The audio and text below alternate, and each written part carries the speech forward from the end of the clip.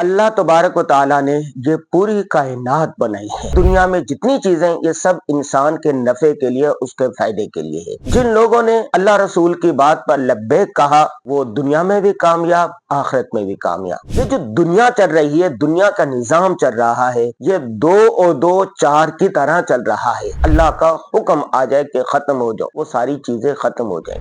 Los Angeles میں ایک شدید قسم کی، طوفانی قسم کی، ہولناک قسم کی آگ لگی ہوئی۔ غزہ کا بدلہ ہے کہ ان لوگوں نے غزہ پر عرصہ حیات تنگ کر دیا تھا، فلسطینی مسلمان مر رہے ہیں۔ کیا انہوں نے فلسطین پر قبضہ کیا ہے؟ کیا وہ ایٹم بم مار رہے ہیں؟ بدلہ، اس کا انجام اس کو دنیا میں یا آخرت میں مل کر ہی رہے گا۔ اللہ الرحمن الرحیم۔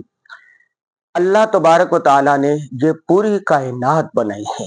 اللہ خالق ہے، مالک ہے، رزاق ہے، قہار ہے، جبار ہے، علیم ہے، خبیر ہے، بصیر ہے، رحیم ہے، کریم ہے۔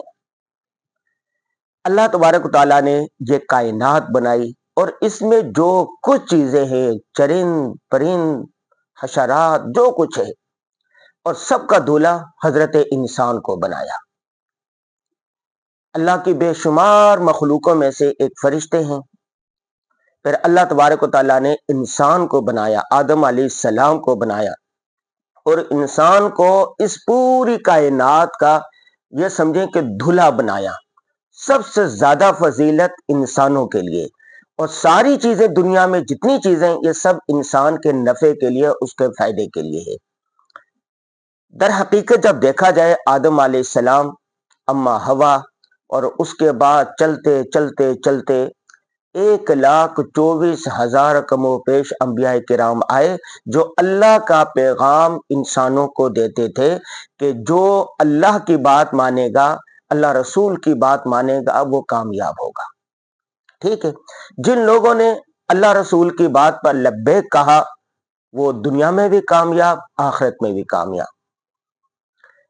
جنہوں نے اللہ رسول کی بات کو نہیں مانا، اپنے وقت کے نبی کو نہیں مانا، اللہ کی بات کو نہیں مانا، خسرت دنیا والآخرہ، آخرت میں بھی خسارہ، دنیا میں بھی خسارہ۔ آخری نبی حضرت محمد صلی اللہ علیہ وسلم ہے، جو تورات میں، انجیل میں، زبور میں، سب میں ذکر کیا گیا تھا کہ ایک آخری نبی آئیں گے اور وہ تمام رہتی دنیا تک کے لیے نبی ہوں گے۔ والذی ارسل رسولہ بالہدی ودین الحق لیظہرہ علی الدین کلہ ولو کرہ الکافرون۔ کیا اللہ نے اس کو ایک نبی بنا کر بھیجا ہے کہ تمام ادیان پر دین اسلام کو غالب کر دے گا۔ اب حضور صلی اللہ علیہ وسلم کی نبوت قیامت تک کے لیے ہے۔ جو حضرت موسیٰ علیہ السلام کا پیروکار ہے، حضرت عیسیٰ علیہ السلام کا پیروکار ہے، دین ابراہیمی پر ہے، یا کسی بھی ملت پر ہے، مذہب پر ہے، وہ ساری منسوخ، اور دین محمد صلی اللہ علیہ وسلم، دین اسلام نے سب کو ختم کر دیا۔ اب دین اسلام قیامت تک رہے گا۔ اور رسول اللہ صلی اللہ علیہ وسلم کے جانے کے بعد صحابہ کرام نے دین اسلام کا پیغام دنیا کے کونے کونے تک پہنچایا، پہ تابعین نے، پہ تبع تابعین نے، چلتے چلتے العلماء ورثۃ الانبیاء، علماء کرام انبیاء کرام کے وارث ہیں۔ وہ صحیح بات، نبی کا صحیح منہج، صحیح طریقہ، دین کا صحیح پیغام لوگوں تک پہنچاتے ہیں۔ یہ تو ہوگی ایک بات۔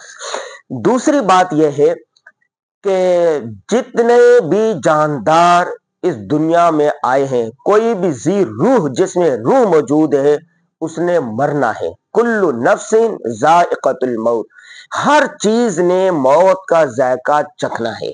وہ مسلمان ہو، وہ کافر ہو، وہ یہودی ہو، وہ عیسائی ہو، وہ انسان ہو، وہ جانور ہو، چرند پرند، جس میں جان ہے اس نے مرنا ہے۔ جو آیا ہے اس نے جانا ہے۔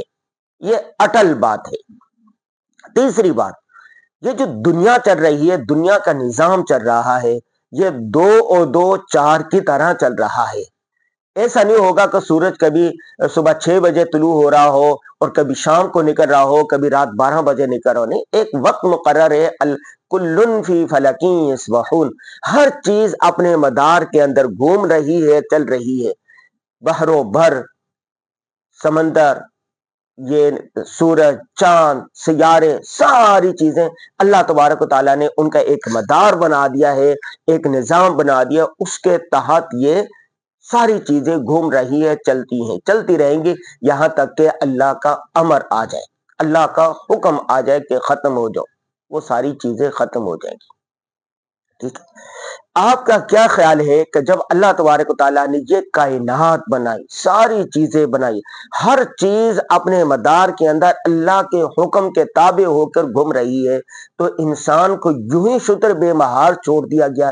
نہیں، ہرگز نہیں۔ جو اس کائنات کا دھلا ہے، جس کے لیے یہ ساری کائنات اور یہ ساری چیزیں بنی ہوئی ہیں، وَمَا خَلَقْتُ الْجِنَّ وَالْإِنسَ إِلَّا لِيَعْبُدُونِ، اللہ تبارک و تعالیٰ نے انسان کو، جن کو اپنی عبادت کے لیے بنایا ہے۔ عبادت کس طرح کرنی ہے، طریقہ کار کیا ہوگا، پیدائش سے لے کے موت تک قدم بقدم دین اسلام نے بتا دیا ہے کہ ایک انسان کو زندگی یوں گزارنی ہے۔ ایک آدمی کے دوسرے پر حق کیا ہے، دوسرے کے تیسرے پر حق کیا ہے، ایک اگر مسلمان ہے تو کفار پر ان کے حقوق کیا ہے، ایک پڑوسی وہ مسلمان ہے یا کافر ہے، اس کے آپ پر کیا حق ہے پڑوسی ہونے کی حیثیت سے۔ جانور ہیں تو ان کے بھی حقوق بیان کر دیے، ہر چیز کے اللہ تبارک و تعالیٰ نے حقوق بیان کر دیے ہیں۔ معاشرت رہتے، معاشرے میں سارے لوگ ہیں۔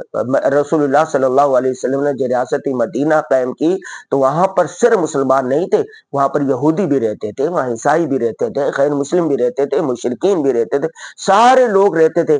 رسول اللہ صلی اللہ علیہ وسلم نے ایک ضابطۂ حیات بیان کر دیا اور ہر ایک کو حقوق دیے جاتے تھے۔ کیا رسول اللہ صلی اللہ علیہ وسلم نے تمام کافروں کو مار دیا؟ ہرگز نہیں۔ تمام یہودیوں کو مار دیا؟ ہرگز نہیں۔ ان کے حقوق بیان کر دیے، اصول بیان کر دیا کہ اس دائرہ کار میں آپ نے رہنا ہے۔ آج جو میں بات کرنے والا ہوں ابھی وہ یہ ہے کہ لاس اینجلس میں ایک شدید قسم کی، طوفانی قسم کی، ہولناک قسم کی آگ لگی ہوئی ہے۔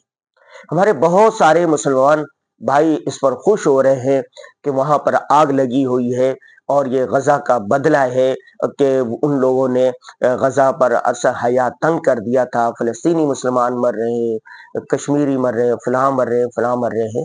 ٹھیک ہے، یہ ظلم نہیں ہونا چاہیے، کسی بھی انسان پر ظلم نہیں ہونا چاہیے، جینے کا حق دینا چاہیے، لیکن لاس اینجلس کی آگ میں جو جھلس رہے ہیں وہ کون ہے؟ عام انسان مر رہے ہیں، پرندے مر رہے ہیں، جانور مر رہے ہیں، تو اس پر ہمیں خوش ہونے کی ضرورت نہیں ہے۔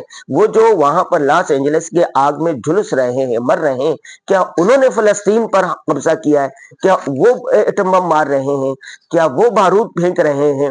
کیا وہ کشمیر پر ظلم کر رہے ہیں؟ ایسا نہیں ہے، وہ تو وہاں کے عام عوام ہیں، وہاں کے جانور ہیں، وہاں کے حشرات ہیں، وہاں کے پرندے ہیں۔